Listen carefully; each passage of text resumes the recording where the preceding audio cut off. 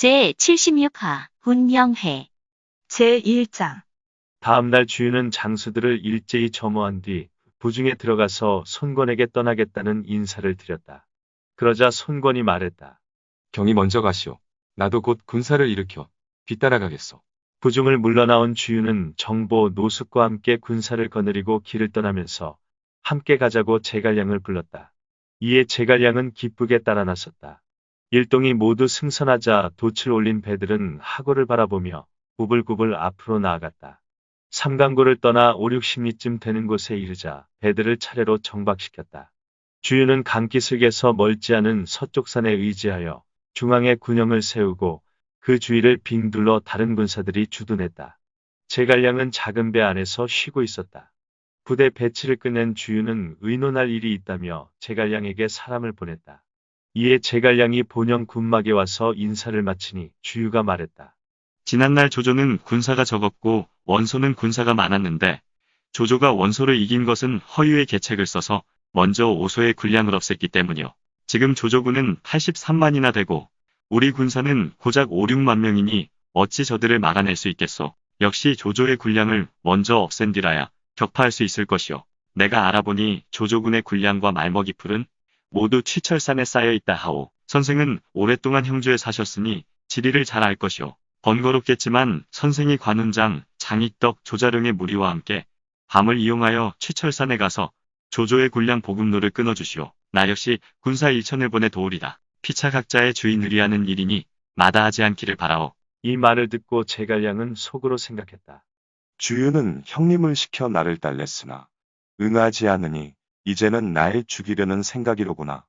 하지만 내가 핑계를 대고 싫다고 하면 필시 웃음거리가 될 것이니 일단 응낙했다가 따로 대책을 강구하는 게 좋겠다.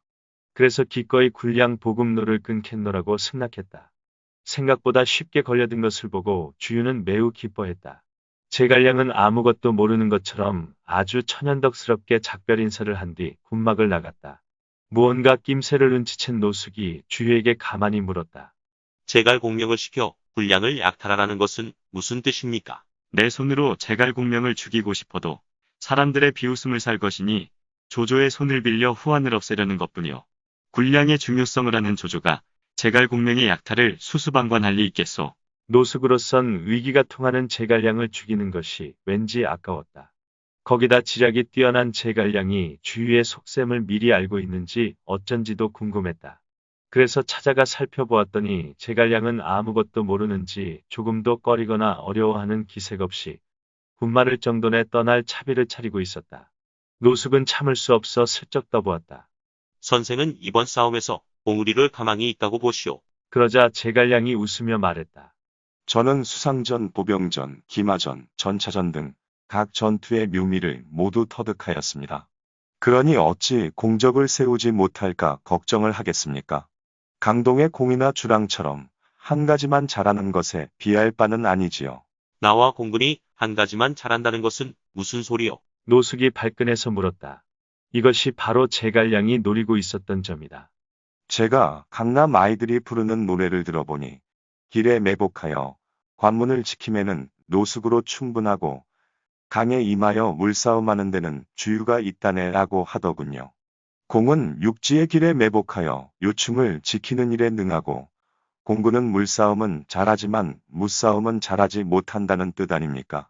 노숙은 돌아가서 이 말을 주유에게 그대로 전했다.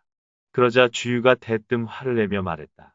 어찌 내가 육상전을 못한다고 깔본단 말이오. 그에게 가라고 할 것도 없소이다. 내 스스로 기마병 1만을 이끌고 취철산에 가서 조조의 군량 보급로를 끊어버리겠소. 노숙은 주유가 한 말을 다시 제갈량에게 전했다. 그러자 제갈량이 웃으며 말했다. 하하하, 공군이 제게 군량 보급로를 끊으라 한 것은 실은 조조를 시켜 저를 죽이려는 속셈이었지요. 그래서 제가 일부러 몇 마디 농을 던진 것인데 공군은 그걸 받아들이지 못하는군요. 지금은 사람을 쓸 때입니다.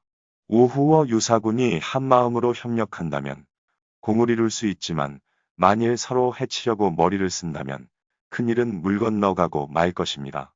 역적 조조는 속임수가 많아 평생 남의 군량 보급로를 끊는 일에 이골이 난 사람인데 지금 어찌 막강한 군사를 가지고 이를 방비하지 않겠습니까? 공군이 간다면 반드시 사로잡히고 말 것입니다. 그래서 지금은 먼저 수전을 벌려 북군의 얘기를 꺾어야 마땅하고 그런 뒤에 묘책을 따로 찾아 무찔러야 합니다. 바라건대 자경은 공군에게 가시어 좋은 말로 제 뜻을 전해주시면 고맙겠습니다. 노숙은 돌아가서 제갈량이 한 말을 그대로 전했다. 그러자 주유는 머리를 흔들고 발을 구르며 말했다. 그 사람의 식견은 나보다 10배는 낫소이다. 지금 제거하지 않으면 뒤에 반드시 우리나라의 화근이 될 것이오. 노숙이 말렸다. 하지만 지금은 사람을 쓸 때이니 나라를 먼저 생각해야 합니다. 우선 조조부터 격파한 다음에 그를 동호해도 늦지 않을 것입니다. 알겠소. 화가 났음에도 주유는 이성을 잃지 않았다. 제2장.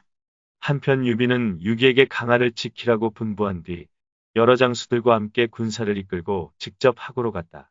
멀리 강의 남쪽 기슭을 바라보니 각종 깃발들이 나부끼고 숱한 창들이 늘어서 있었다.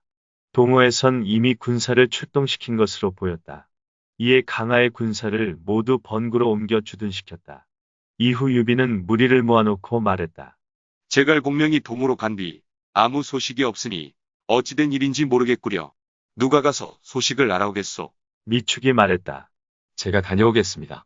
유비는 양과 술 등을 예물로 내주며 미축에게 말했다.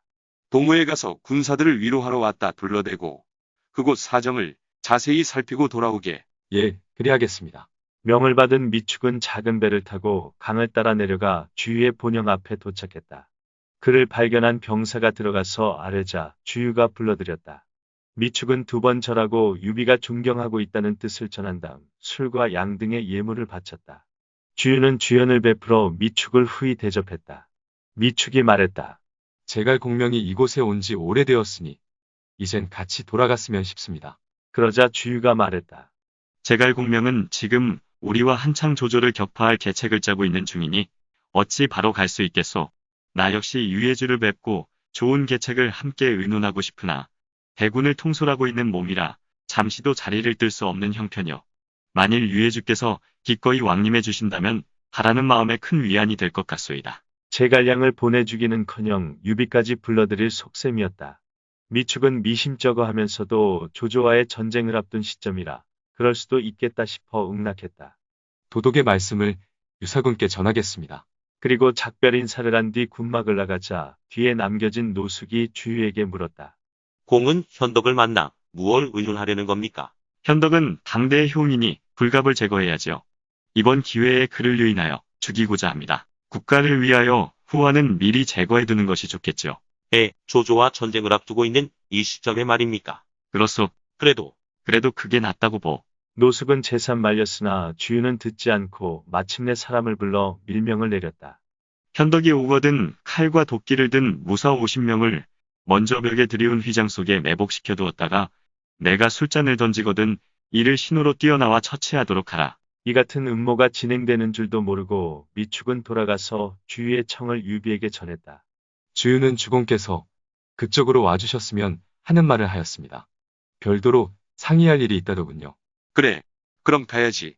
곧 회속선을 준비시키게. 예, 명을 받은 미축이 밖으로 나가자 옆에 있던 관우가 말렸다. 주유는 지략이 많은 사람입니다. 게다가 제갈 공명의 서찰도 없으니 속임수가 아닐까 싶습니다. 가벼이 가시면 안 되십니다. 나는 지금 동호와 손잡고 조조를 깨뜨리려는 입장이다. 주유가 만나고 싶어 하는데 내가 가지 않는다면 동맹의 뜻에 어긋난다. 양쪽이 서로 의심하고 거린다면 일이 잘 처리되지 못할 게야. 형님께서 굳이 가시겠다면 저도 함께 가겠습니다. 관우가 말하자 옆에 있던 장비도 덩달아 끼어들었다. 나도 따라가겠소. 그러자 유비는 잠시 생각하더니 이렇게 일렀다. 운장은 나를 따르고 익덕과 자룡은 군영을 지키고 간홍은 악현을 굳게 지키게. 내 갔다고 돌아올 터이니. 분부를 마친 유비는 즉시 관우와 함께 작은 배에 올랐다. 따르는 병사 20여 명과 함께 나는 듯이 노를 쪄 강동으로 향했다. 유비가 보니 강동에는 크고 작은 싸움배들이 질비했고 각종 깃발들이 나부끼는 가운데 갑옷입은 병사들이 좌우로 나뉘어 엄정히 정렬해 있었다. 이를 본 유비는 속으로 매우 기뻐했다. 그런 유비의 모습을 발견한 병사 하나가 급히 달려가서 주유에게 보고했다. 유예 주께서 오셨습니다. 배를 몇 척이나 대동하고 왔느냐? 주유가 묻자 병사가 대답했다. 한 척뿐입니다. 따르는 병사는 20여 명입니다. 그자도 수명이 다하였구나. 주유는 미소를 지으며 혼자 중얼거렸다. 그리고는 즉시 무사들에게 숨어 있으라고 명한 다음 군영을 나가 손님들을 영접했다. 유비는 관우 등 20여 명을 데리고 본영 군막으로 들어왔다. 인사를 마친 주유는 유비에게 상석을 권했다. 그러자 유비가 사양하며 말했다. 장군의 명성이 천하에 떨치고 있는데 아무 재주도 없는 내게 어찌 이리 과한 대접을 하시오. 그리고는 손님 자리를 차지하자 주인 자리에 마주 앉은 주유는 주연을 베풀어 유비 일행을 대접했다. 제3장. 한편 우연히 강변 산책을 나온 제갈량은 유비가 이곳에 와서 도독을 만나고 있다는 말을 듣자 크게 놀라 본영 군막으로 가서 동정을 몰래 살폈다. 보니 주유의 얼굴에는 살기가 감돌았고 양쪽 벽에 들이운 휘장 속엔 무사들이 빽빽이 매복해 있었다. 소스라치게 놀란 제갈량이 중얼거렸다. 이 일을 어찌하면 좋단 말인가. 눈길을 돌려 유비를 보니 그는 아무것도 모르는지 태연히 담수하고 있었다. 그러나 유비의 등 뒤에 칼을 잡고 서 있는 거한이 눈에 들어왔다. 다름 아닌 관우였다. 제갈량은 기뻐하며 중얼거렸다. 아, 주공은 무사하시겠구나. 그래서 안으로 들어가지 않고 그대로 돌아 나와 강변에서 기다렸다. 주유는 유비와 함께 술을 마시다가 술이 몇 순배 돌아가자 자리에서 일어났다. 표면적으로는 술을 권하기 위한 것이지만 실제로는 휘장 뒤의 무사들에게 술잔을 던지는 신호를 보내기 위한 것이었다. 그러나 유비의 등 뒤에 칼을 잡고 서 있는 관우의 모습을 보자 그만 흠칫하여 유비에게 물었다. 저 장수는 누굽니까? 나의 아욱 관운장이요. 주유는 깜짝 놀랐다. 관운장이라면 지난날 알량 문추를 배웠던 장수가 아닙니까? 그러하외다. 주유의 등에 식은땀이 주르륵 흘러내렸다.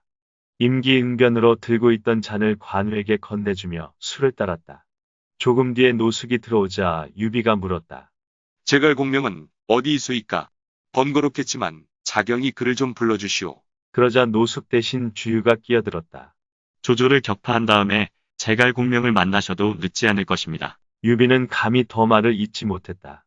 관우가 눈짓을 보내자 유비가 알아차리고 곧자리에서 일어나 주유에게 작별 인사를 했다.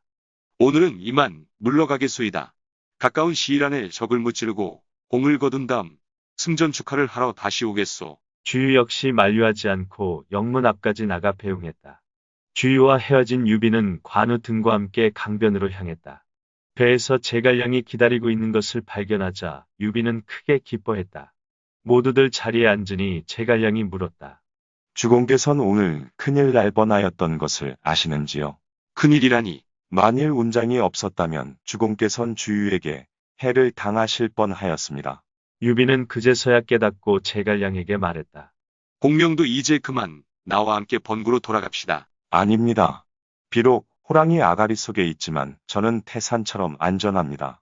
주공께선 싸움배와 군마를 잘 수습하시고 11월 20일 갑자일에 맞춰 자령에게 작은 배를 저 남쪽 기슭에 와서 저를 기다려달라고 해주십시오. 절대 착오가 있어선 안 되십니다. 무슨 까닭이오? 길게 이야기할 시간이 없습니다. 어쨌든 동남풍이 불면 저는 반드시 돌아가게 될 것입니다. 까닭을 알고 싶구려. 어서 떠나십시오. 제갈량은 끝내 까닭을 말하지 않은 채 유비를 재촉하고 그대로 돌아가 버렸다. 유비는 관우 및 따르는 사람들과 함께 배를 띄웠다. 면리 안가 갑자기 상류 쪽에서 5, 60척의 배들이 달려왔다. 앞장선 배의 뱃머리에는 장팔 사모를 비껴든 장수가 서 있었다. 다름 아닌 장비였다. 유비에게 무슨 일이 생기면 관우 혼자 막아내기 어려울 것이라는 생각으로 일부러 도우러 온 길이었다.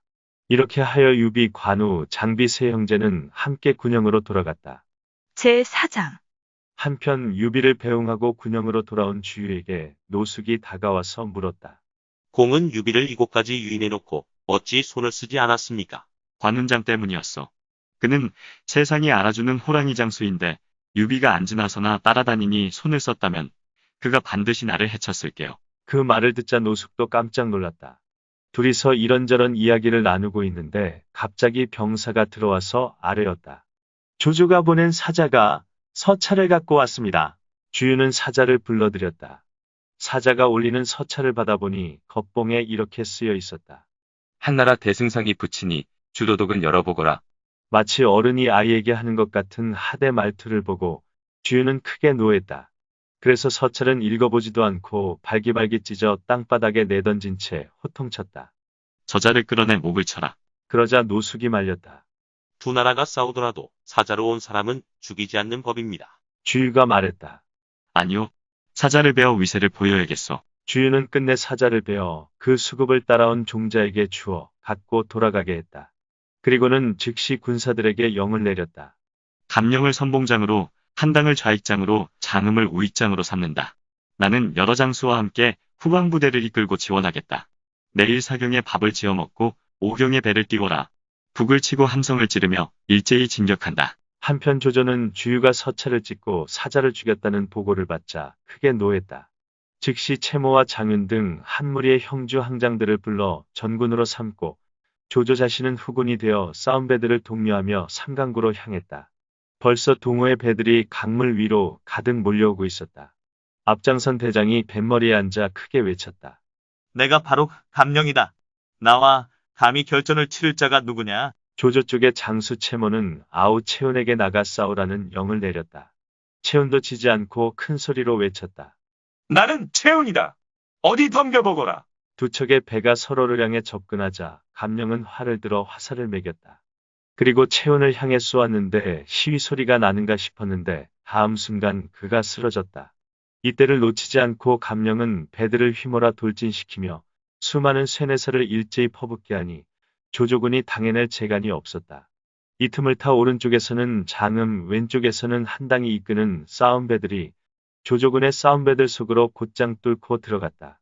조조군의 태반은 청주, 서주 출신들로 평소 수전을 익히지 못한 까닭에 배가 흔들리자 싸움은커녕 제대로 서 있지도 못했다. 이에 비해 감령과 장음, 한당이 이끄는 동호의 싸움배들은 세 길로 나뉘어 무리를 마음대로 주름잡았고 주유 또한 배들을 재촉하며 싸움을 도왔다. 조조의 군사들 가운데 활과 포에 맞아 쓰러진 사람이 부지기수였다. 사시에 시작된 싸움은 그날 미시까지 계속되었다. 주유는 싸움에 이기고 있었지만 중과 부적을 염려한 나머지 징을 울려 배들을 거두어들였다. 이에 채모와 장윤 역시 배를 거두어 돌아가자 조조가 크게 꾸짖었다. 동호의 병사가 적은데도 아군이 크게 패한 것은 너희들이 심혈을 기울이지 않은 탓이 아니냐. 채모가 변명했다. 형주의 수군이 오랫동안 조련을 못하였고 청주, 서주 군사들 또한 평소에 수전을 익히지 못하였기 때문에 패한 것입니다. 그런즉 이제는 수상군영을 먼저 세워 수전에 서툰 청주, 서주의 군사는 수상군영 안에서 형주의 군사는 수상군영 밖에서 날마다 가르쳐 익히고 숙련되도록 하면 쓸만한 군사가 될 것입니다. 일리 있는 말로 들렸다. 이에 기세를 누그러뜨린 조조가 말했다. 내가 수군 도독이니 재량껏 알아서 하면 되리를 구태여 내게 말할 필요까지야 뭐 있느냐. 이에 장윤과 채모 두 사람은 물러가서 장강연안 일대에 숨은 24개를 설치하고 수문 밖에 큰 배를 정박시켜 성곽처럼 만든 다음 그 수상 군영 안에서 작은 배들이 마음대로 오가며 훈련토록 했다. 저녁이 되어 등불을 켜니 하늘과 수면이 온통 붉게 물들었다. 300열이나 이어지는 육지의 군영도 연기와 불이 끊이지 않았고 군량과 말먹이 풀을 나르는 수레도 쉴 새 없이 움직여 마치 밤과 낮이 서로 바뀐 것 같았다. 적진의 밤하늘이 밝은 것을 이상하게 여긴 주유는 높은 곳에 올라가 적진을 살펴보았다. 불빛이 서쪽 하늘 끝까지 이어진 모습은 일대장관이었다. 웬 불빛이냐? 주유가 묻자 좌우에서 대답했다. 모두 북군의 등불에서 나온 불빛들입니다. 주유 역시 속으로 놀랐다. 다음날 그는 조조군의 수상군영을 정탐해보려고 막루가 달린 누선 한 척을 준비하도록 영을 내렸다. 놀이배로 가장하기 위해 악공들을 승선시킨 뒤 강한 활과 쇠뇌로 무장한 용장 몇 명을 데리고 배에 올랐다. 비스듬히 배를 몰았다. 이윽고 조조의 수상군영 가까이 가자 주유는 닻을 내리고 일제히 장구와 검은고를 연주토록 했다. 갑작스런 풍악 소리에 조조군이 어리둥절해 있는 동안 그들의 수상군영을 유심히 살펴보던 주유는 속으로 크게 놀랐다. 허허, 수군 운영의 묘리를 제대로 알고 있구나. 저들의 수군도독은 누구냐? 좌우에서 말했다. 채모와 장윤입니다. 주유는 속으로 생각했다. 그 두 사람은 강동에 오래 살았기 때문에 수전에 익숙하구나. 계책을 써서 그 두 사람을 제거한 뒤라야 조조를 격파할 수 있겠다. 그렇게 수상군형을 살피고 있는 주유의 모습이 적병 눈에 띄었다. 이에 병사 하나가 득달같이 달려가서 조조에게 아뢰었다. 주유가 우리의 수상군형을 엿보고 있습니다. 조조가 명했다. 무예야. 당장 나가 사로잡아오너라. 그와 동시에 수상군형 안에서 깃발 신호가 오가자 이를 본 주유는 급히 닻을 일라고 지시했다. 수군들이 양쪽에서 일제히 노를 쪄 강무리를 나는 듯이 미끄러져 달아났다. 조조의 수상군형에서 배들이 나왔을 때 주유의 누선은 이미 10열이나 달아난 뒤끝이라 따라잡을 수가 없었다.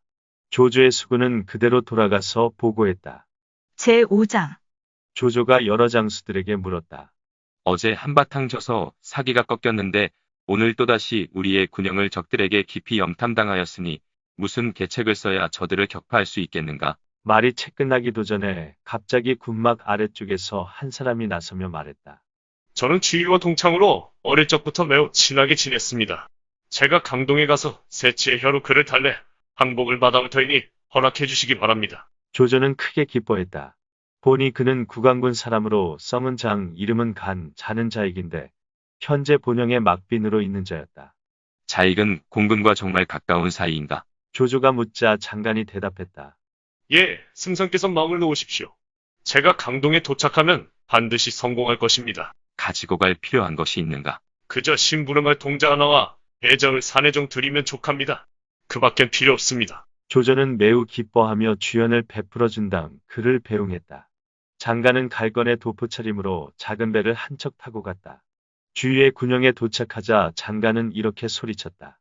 얘 친구 장관이 왔다고 여쭈어라. 중군 군막에서 이를 의논하고 있다가 장관이 왔다는 전가를 받은 주유는 웃으면서 여러 장수들에게 말했다. 세객이 왔구려. 그는 장관을 역이용할 생각이었다. 그래서 여러 장수들의 귀에 대고 낮은 소리로 이러저러하게 하라고 일러주었다. 명을 받은 장수들이 모두 물러갔다. 의관을 바로한 주유가 비단옷에 화려한 모자를 쓴 종자 수백 명의 옹의를 받으며 나아가는데 반대쪽에서는 푸른 옷을 입은 동자 하나를 달랑대동한 장관이 딴에는 자존심을 세우느라고 고개를 쳐든 채 걸어왔다. 주유가 절을 하며 맞으니 장관은 스스럼 없는 투로 말했다. 공군은 그간 별거 없었는가? 그러자 주유가 말했다. 자익은 수고가 많네 그려. 강호를 건너 먼 길을 온 것은 조씨를 위해 세객이 되려 함이 아닌가. 장관은 깜짝 놀랐으나 이내 시치미를 떼고 말했다. 오랫동안 자네를 보지 못하였기에 배포나 풀까 하고 찾아온 길인데 어찌 나를 세객이라 의심하는가? 주유가 웃으며 말했다. 내 비록 사광처럼 귀는 박지 못하나 검은고에 맞춰 부르는 노랫소리를 들으면 그 사람의 뜻을 알 수 있다네. 주유가 언급한 사광은 춘추시대 진나라의 악성으로 불렸던 뛰어난 연주가였다. 자네가 얘 친구를 이리 대한다면 나는 그만 물러가겠네. 그러자 주유가 웃으며 그의 팔을 잡아당겼다. 아닐세. 나는 다만 자네가 조씨를 위해 세객으로 나설까봐 두려웠던 것뿐일세. 그럴 마음이 없다면야 무엇 때문에 빨리 가려는가. 자 안에 들어가서 회포라도 풀자고. 주유는 그를 끌고 군막 안으로 들어가서 예를 베푼 뒤 자리에 앉았다. 그리고는 장관과 인사를 나누게 강동의 영걸들을 모두 부르라고 좌우에 지시했다. 잠시 후 문관과 무장들이 모두 비단옷을 입고 수하의 편장과 비장 등은 모두 은빛 갑옷을 입고 두 줄로 나누어 들어왔다. 주유는 그들을 일일이 장관에게 인사시킨 다음 양쪽으로 줄지어 앉게 하고 주연을 크게 베풀었다. 승리를 축하하는 풍악이 울리는 가운데 술잔이 돌아갔다. 주유가 여러 관원들에게 말했다. 이분은 내 동창으로 나와 의기가 투합하던 것이오. 비록 강북에서 왔지만 조조의 세객은 아니니 공들은 의심하지 마시오. 그리고 차고 있던 칼을 풀어 태사자에게 주며 말했다. 공은 내 칼을 차고 술자리를 잘 감시하시오. 오늘의 잔치는 법과 정을 나누는 자리니 조조나 동호의 군사상 문제를 제기하는 사람이 있으면 즉시 이 칼로 그자의 목을 베시오. 그러겠소. 칼을 받아든 태사자는 칼자루에 손을 댄 채 자리에 앉았다. 장관은 경악하여 감히 여러 말 할 수가 없었다. 주유가 말했다. 나는 출병한 이래 술은 한 방울도 마시지 않았으나 오늘은 옛 친구를 만났고 또 의심할 일도 없으니 마땅히 한번 취하도록 마셔야겠소이다. 말을 마치자 크게 웃으며 술을 벌컥벌컥 들이켰다. 좌중의 술잔이 분주히 오갔다. 술이 거나해지자 주유는 장간의 손을 잡아 끌고 군막 밖으로 나왔다. 좌우의 군사들이 완전 무장을 한 채 창칼을 들고 서 있었다. 주유는 그들 사이로 끌고 다니다가 장간에게 물어보았다. 어떤가? 내 군사들이 제법 웅장해 보이지 않는가? 그렇군. 정말 곰이나 범 같은 군사들일세. 주유는 다시 장간을 이끌고 군막 뒤로 갔다. 거기서 바라보니 군량과 말먹이 풀이 산더미처럼 쌓여 있었다. 주유가 장간에게 물어보았다. 어떤가?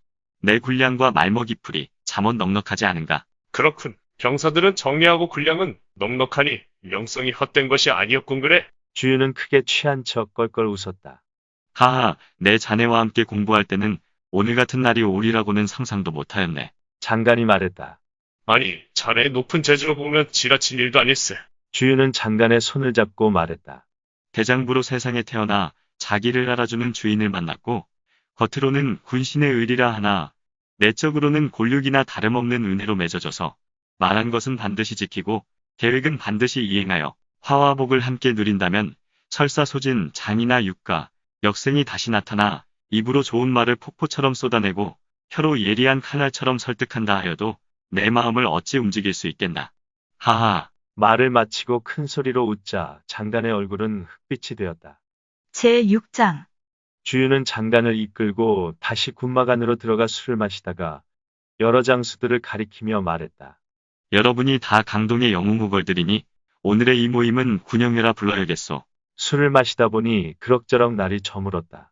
등불과 촛불이 켜지자 주유는 자리에서 일어나 칼춤을 추며 노래를 지어 불렀는데 그 내용은 다음과 같았다. 대장부로 세상에 나아가며 명성을 얻는다는 거고 명성을 얻으며 평생 위안 된다는 거고 평생 위안 되는 것이요. 내가 바로 취한다는 거고 내가 바로 취하며 미친 듯이 노래한다는 거지. 노래를 마치자 자리에 가득 찬 사람들이 모두 웃으며 즐거워했다. 밤이 깊어지자 장간이 물러가려 했다. 더는 술기운을 이기지 못하겠네. 이에 주유가 술자리를 끝내라고 명하니 여러 장수들은 모두 작별 인사를 하고 돌아갔다. 주유가 말했다. 자네하고 같이 자본 지도 오래되었으니 어떤가? 오늘 밤은 어릴 때처럼 나란히 누워 함께 자보는 것이. 그리고는 크게 취한 척하면서 장간을 데리고 휘장 속에 들어가 누웠다. 주유는 옷을 입은 채 침상에 쓰러져 외괴 구역질을 해대더니 먹었던 음식을 토했다. 장간이 어찌 잠들 수 있었겠는가. 침상에 엎드려 있자니 군중에서 이경을 알리는 북소리가 들려왔다. 눈을 떠보니 등불은 아직 켜진 채였다. 주유는 우레처럼 드르렁드르렁 코를 골았다. 문득 책상으로 눈길을 돌리니 그 위에 문서가 한 다발 쌓여 있었다. 무슨 문서일까? 호기심이 일었다. 그래서 책상으로 다가가 그 문서들을 훔쳐보았다. 모두 서찰이었는데 그 가운데는 것봉에 장윤과 채모가 삼가올립니다. 라고 쓴 서찰이 있었다. 장간은 쏘스라치게 놀라며 그 봉투를 열고 안에 있는 서찰을 꺼내 읽어보았다. 저희들이 조조에게 항복한 것은 벼슬과 녹봉을 탐내서가 아니라 형세에 몰렸기 때문입니다. 이제 북군을 속여 군영 안에 가두어 두었으니 기회만 얻으면 즉시 역적 조조의 머리를 장군께 바치겠습니다. 조만간 사람을 보내 보고드리겠으니 의심하지 마시기 바랍니다. 우선 이같이 답신드립니다. 아, 채모 장군이 동호와 결탁하고 있었단 말인가. 장간은 속으로 몹시 놀라면서 그 서찰을 자신의 품에 집어넣었다. 그리고 다른 서찰을 더 살펴보려 했으나 침상에서 코를 골던 주유가 몸을 뒤척이며 돌아눕는 바람에 그는 급히 등불을 끄고 자리에 누웠다. 주유는 입안에서 중얼중얼 잠꼬대를 했다. 자익, 내 며칠 안에 역적 조조의 머리를 보여주지. 장간도 잠꼬대하듯 응대해 주었다. 응? 뭐라고? 그러자 주유가 또 중얼거렸다. 자익, 잠시 기다리게. 내게 역적 조조의 머리를 보여줄 테니. 이번에는 장간이 무슨 말이냐고 물으려 했으나 주유는 다시 골아떨어진 모양이었다. 장간은 밤새 잠들지 못하고 침상에 그대로 엎드려 있었다. 사경이 되어갈 무렵 어떤 사람이 휘장 안으로 들어오는 소리가 들리더니 주유를 불렀다. 도독, 아직 주무십니까? 주유는 꿈을 꾸다 깨어난 것처럼 그 사람에게 물었다. 내 옆에 자고 있는 사람은 누구냐? 도도께서 자익과 같이 주무시자고 청한 것을 잊으셨습니까? 그가 되묻자 주유는 후회했다. 내 평소에 술 취한 적이 없는데 어제는 취하여 실수를 하였구나. 무슨 말을 하였는지도 통 모르겠다. 그리고는 다시 상대에게 물었다. 그런데 너는 왜 이리 일찍 온 것이냐? 강북에서 사람이 왔습니다. 쉿. 목소리를 낮추거라. 주유는 손가락을 입에 대더니 옆에 엎드려 있는 장관을 나직이 불러보았다. 자익, 자익. 장관은 잠든 채 했다. 그러자 주유는 휘장 밖으로 나갔다. 장관은 귀를 곤두세우고 바깥 동정을 엿들었다. 밖에 있던 사람이 주유에게 보고했다. 장윤 채모 두도도께서 시간이 촉박하여 손을 쓸 수 없었다고 하셨습니다. 그리고 다시 뭐라 수근거렸으나 음성이 너무 낮아 알아들을 수가 없었다. 조금 뒤 주유는 다시 휘장 안으로 들어오더니 장관을 나지막이 불러보았다. 자익, 자익. 장관은 못 들은 채하고 이불을 뒤집어 쓴 채 자는 신용을 하고 있었다. 그러자 주유는 옷을 벗고 자리에 다시 누웠다. 장관은 눈을 감은 채 곰곰 생각해 보았다. 주유는 치밀한 사람이다. 날이 밝은 뒤 그 서찰을 찾다가 안 보이면 반드시 나를 해칠 것이다. 장관은 오경 무렵 자리에서 일어나 주유를 불러보았다. 공근? 이목의 공근? 주유는 세상 모르고 잠에 빠져 있었다. 장관은 갈건을 쓴 뒤에 가만히 군막을 빠져나갔다. 그리고 데리고 온 동자를 불러 곧장 영문으로 나가니 입구를 지키던 병사가 물었다. 선생께선 어디로 가십니까? 내가 여기 있다가는 도덕의 일에 지장을 줄 것 같아. 먼저 떠나는 걸세. 병사는 그를 막지 않았다. 제7장. 장관은 배를 타고 나는 듯이 돌아와 조조를 베었다. 조조가 그에게 물었다. 갔던 일은 어찌 되었는가? 주위의 마음이 굳어 말로는 움직일 수가 없었습니다. 그 말에 조조는 버럭 화를 냈다. 일도 성사 못 시키고 도리어 웃음거리만 되었단 말이냐? 주위를 설복하지는 못하였으나 승상께 보고드릴 일을 한 가지 알아왔사오니 좌우를 물려주십시오. 이에 조조가 좌우를 물리자 장관은 품에서 서찰을 꺼내 바치고 주위의 군막에서 보고 들었던 일을 자세히 보고했다. 이야기를 들은 조조는 크게 노해 말했다. 그 두 놈이 그토록 무례하였단 말인가? 그리고는 즉시 채모와 장윤을 불러들였다. 아침밥을 먹다 말고 영문도 모른 채 불려온 두 사람을 향해 조조가 말했다. 너희 두 사람은 오늘 진격해야겠다. 진격이라뇨? 군사들 훈련이 아직 덜 되었습니다. 가벼이 진격해선 아니 되십니다. 채모의 말에 조조가 성을 내며 말했다. 군사들이 숙련되면 내 수급이 주유에게 바쳐지겠군. 채모와 장윤은 알아들을 수 없는 조조의 말에 너무 놀라고 당황한 나머지 아무 대답도 하지 못했다. 조조는 이것이 자기들이 한 짓을 들켰기 때문에 보인 반응이라 판단하고 좌우무사에게 호통쳤다. 무엇들 하느냐? 저 두 놈을 당장 끌어내 목을 쳐라. 두 사람은 그제서야 까닭을 물으며 억울하다고 호소했으나 조조는 차가운 반응을 보였다. 잠시 뒤 두 사람의 잘린 머리가 군막 밑에 받쳐졌다. 그 수급을 보고 조조는 퍼뜩 그들이 억울하게 죽었을 수도 있겠다는 생각이 들었다. 그래서 장관이 들려준 말과 채모 장윤의 행적을 다시 생각해 보았다. 앞불싸 내가 적의 계략에 빠졌구나. 조조는 자기가 속았다는 것을 깨달았다. 뒷사람은 조조가 주유에게 속은 일과 채모 장윤이 조조에게 죽임을 당한 일을 두고 이렇게 읊었다. 조조는 가능이라 당할 수가 없지만 주유의 속임수에 한때 넘어갔구나. 채장은 주인 팔아 살기를 구하더니 불시에 칼 맞을 줄 그 누가 알았으랴. 채모와 장윤을 어찌 죽이셨는지요? 여러 장수들이 달려와 묻자 조조는 자기가 주유의 계략에 노란한 실수를 덮기 위해 이렇게 천연덕스럽게 대답했다. 군법으로기였기에 부득이 참수하였다. 이 말을 듣고 수하 장수들은 모두 슬퍼하며 탄식해 맞이 않았다. 조조는 즉시 모계와 우금을 도독으로 삼아 죽은 채모와 장윤의 직무를 대신하도록 했다. 이 같은 사실은 세작들에 의해 즉시 강동에 보고되었다. 내가 걱정했던 것은 그 두 사람이다. 이제 제거하였으니 걱정도 사라졌군요. 주유가 크게 기뻐하자 노숙도 맞장구를 쳤다. 도덕의 용병술이 이와 같은데 어찌 조조치는 것을 걱정하겠습니까? 내 생각에 다른 장수들은 이번 계책을 눈치채지 못하였겠지만 제갈량은 나보다 식견이 나으니 아마 알고 있었을 듯 싶소. 자경은 그가 알고 있었는지 넌지시 떠보고 돌아와서 알려주시구려. 이에 노숙은 제갈량을 찾아갔다. 제갈량이 작은 배 안으로 맞아들이자 두 사람은 서로 마주 앉았다. 노숙이 먼저 말했다. 연일 군사일에 바빠 찾아뵙지를 못하였소. 제갈량이 웃으며 말했다. 저 역시 도독께 축하 인사를 드리러 가지 못하였습니다. 축하라니 무슨 축하 말이오. 공군이 선생을 시켜서 제가 알고 있는지 모르고 있는지 알아보라고 한 그 일 말씀입니다. 깜짝 놀란 노숙이 낯빛을 바꾸며 물었다. 그걸 어찌 알았소. 그런 것은 장관 정도에게나 먹힐 계략이지요. 비록 조조를 잠시 속여 넘겼다 하여도 그 또한 금세 깨달았을 겁니다. 자기 실수를 인정하려고 들지 않겠지만 말입니다.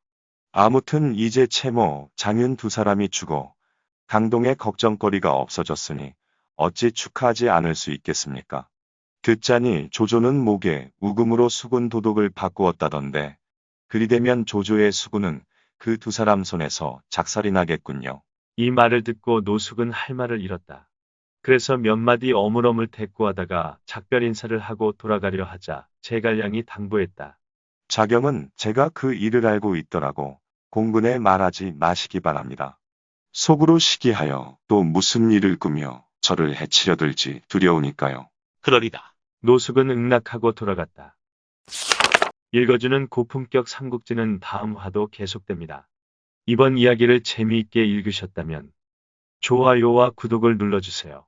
그리고 작품을 해설하는 프롤로그도 꼭 읽어주세요.